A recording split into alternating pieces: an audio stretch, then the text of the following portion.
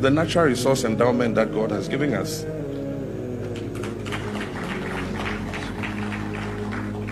In the colonial era, we had colonial masters, we had no say, and so they mined the gold, they took it away, they developed the palm plantations, took the palm oil away, they took the diamonds away, took everything away.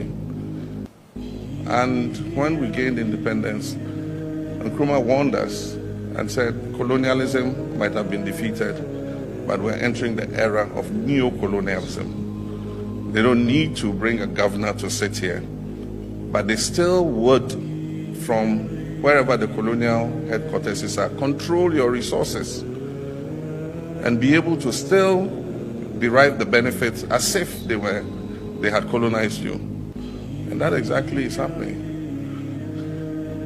Post-colonialism, we didn't have technology, we didn't have capital, we didn't have the human resource. And so foreign companies come and take huge concessions and they sign it off for a pittance. And they run those, concessions to the benefit of the colonial metropolis. Today, I think that in Africa we've developed the core of human resource that is capable of also taking advantage of some of these resources. We've developed the technology, we have the technology to be able to do whatever any of these big conglomerates are doing. And the capital is available in the world to mobilize, to be able to do the same things. And that is why recently we had a little issue which we have resolved with one of our mining companies whose lease had expired after 30 years. And it was our desire to take it over and use Ghanaian expertise to be able to also exploit that resource and let the benefit. Every year in their economic surveys. Burkina Faso is the poorest country, Mali is the poorest country, Niger is the poorest country. We are ranked among the last. Very well, if we are as poor as they say, but when the time came to take responsibility, we asked these masters to leave. Why don't they want to leave? When we take the case of Niger, for over 40 years, some countries have been exploiting uranium to produce energy for themselves. From Ottawa to Paris, the streets are lit up. That's the light. But in Niger, it's darkness that is served to us. When you go to our states, our lands are riddled with holes, everywhere in search of precious metals like gold, but often there isn't even the slightest accessible road to reach the areas where they exploit gold, let alone some basic social services. That's why we decided to revolt and take the destiny of our countries into our own hands. There are many other examples. But when we decided to do so, well, we were approached by some armchair slaves to deliver the message of their master, because they had created this kind of polymer chain that rises to the head of our states to serve them. And we came to break the chain. And it's inconceivable for them. They approached us and asked us to fall in line, to become part of the elite that must lead Africa. Because they have a trained and conditioned elite that they must follow, who are embedded in that chain. We refused Baofat to fall in line with them. And from then on, hostilities began.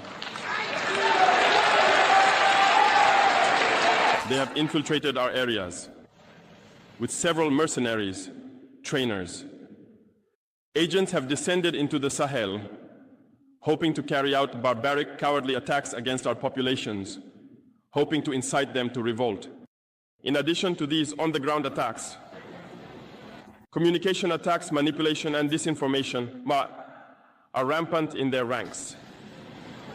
But the people of the Sahel have understood, and never again will they be manipulated. They know where they come from. They know what they are doing, and they know where they are going.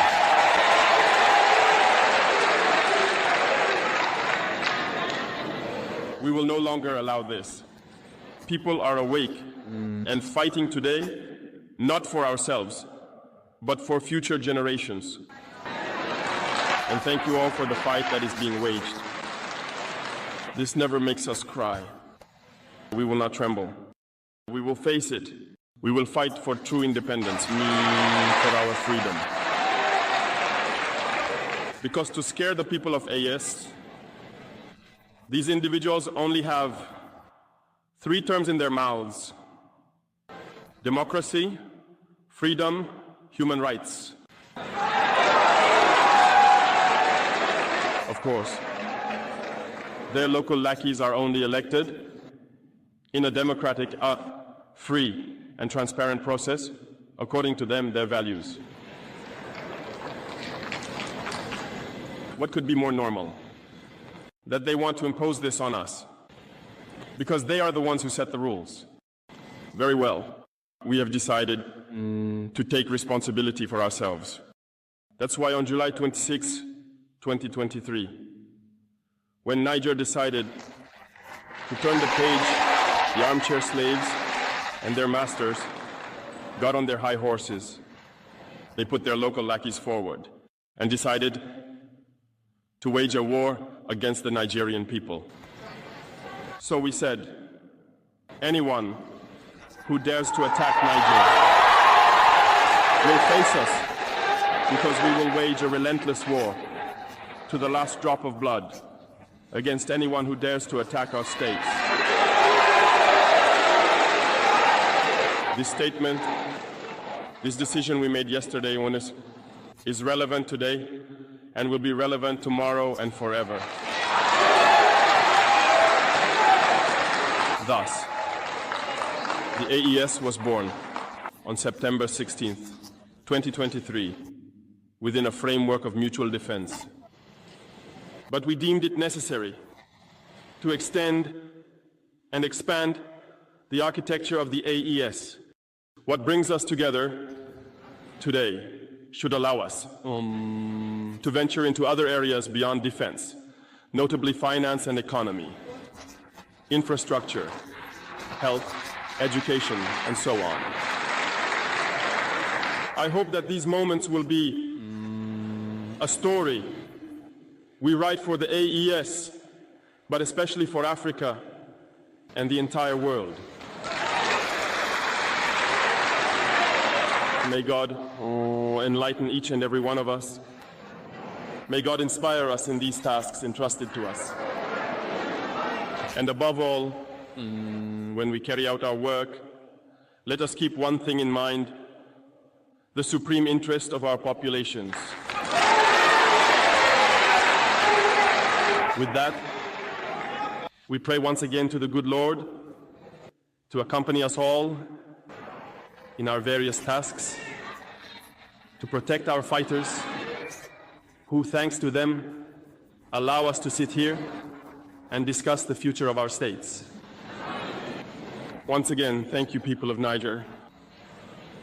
Be united and in solidarity, people of the AES.